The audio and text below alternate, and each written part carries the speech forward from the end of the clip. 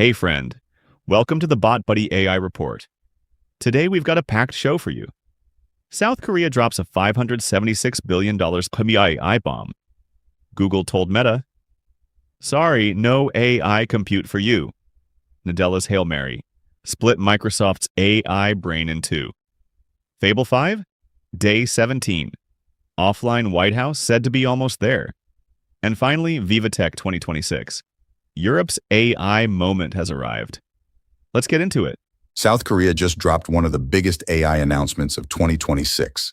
President Lee Jae-myung unveiled 3 national mega projects totaling over $576 billion, that is billion with a B, in semiconductors and artificial intelligence.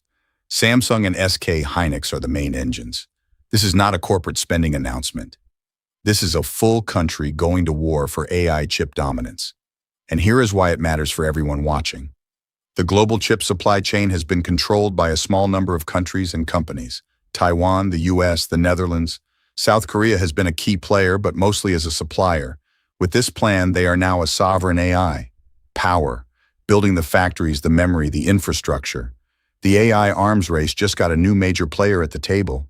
And shares of Samsung and SK Hynix actually dropped on the news, which tells you the market thinks this bet is enormous. Whether it pays off is the trillion-dollar question. Wait, what? I had to read this one twice. This changes things. Here's something that will blow your mind. Meta, one of the wealthiest technology companies on the planet, went to Google and said, "We want to buy more Gemini compute." And Google said, "Sorry, we do not have enough." The Financial Times reported this today. In March, Google told Meta it could not supply the full capacity Meta had requested, causing delays on multiple internal AI projects. Meta is now telling its own employees to be more efficient with AI tokens, the units that measure AI usage. Think about that for a second. Mark Zuckerberg's company, with hundreds of billions in market cap, cannot get enough AI compute. This is the compute shortage everyone talked about, finally showing up in plain sight. OpenAI has been saying for 2 years that whoever secures compute wins the AI race. This news proves them right. The AI arms race is not just about models, it is about power, data centers, and chips. And right now, even the biggest players are being rationed. This one caught my eye.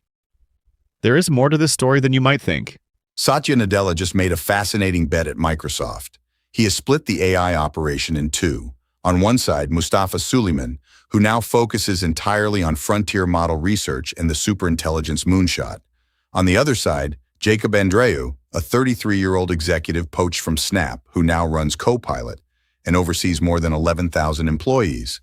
Why does this matter? Because Copilot has been struggling. Despite Microsoft's massive investment in OpenAI and all the early buzz, Copilot has lost ground to Claude, Gemini, and ChatGPT in real-world adoption. Nadella is essentially saying, Suleyman is great at research, but we need someone who ships products at the pace of a startup. Andrew's job is to make Copilot the AI assistant that enterprise users and everyday people actually prefer, not just the one that ships because Microsoft bundles it. The restructuring signals something bigger. The era of AI. Research leading product strategy might be over. Products have to win on their own merit now. Now this one is a little concerning. This is something we should all be paying attention to. 17 days.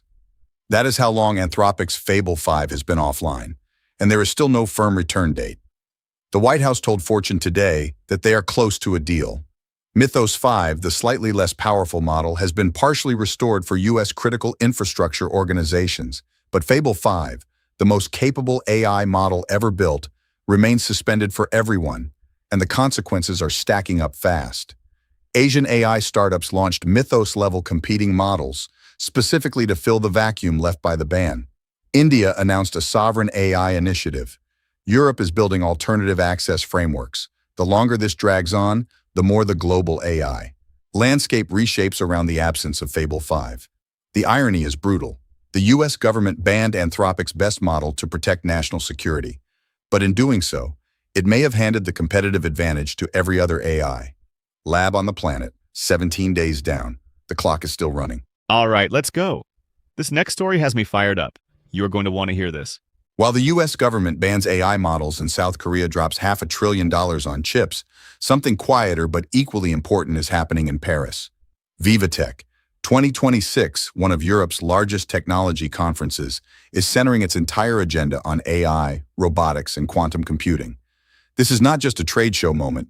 Europe has been in reactive mode on AI for years, regulating what others build, watching from the sidelines as American and Chinese labs race ahead. But that story is changing fast.